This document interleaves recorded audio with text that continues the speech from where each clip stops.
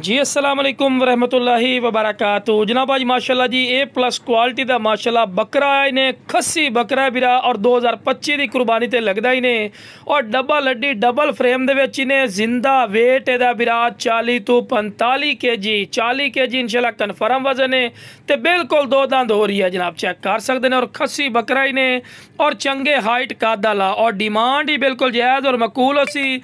अगला कि तुहानू पता है भी मंडी चले जाओ तो 80-90 हज़ार तो घट कोई नहीं गल सुनते, लेकिन बिरा जिस भाई नू चाहिए जनाब 55,000 रुपया डिमांड करते पे तो जरा बिरा कॉल करसी प्यार मुहब्बत भी हो जासी, ठीक है ना जी। 40 तो 45 kg जिंदा वजन ही पिया, ठीक है ना मेरे भाई।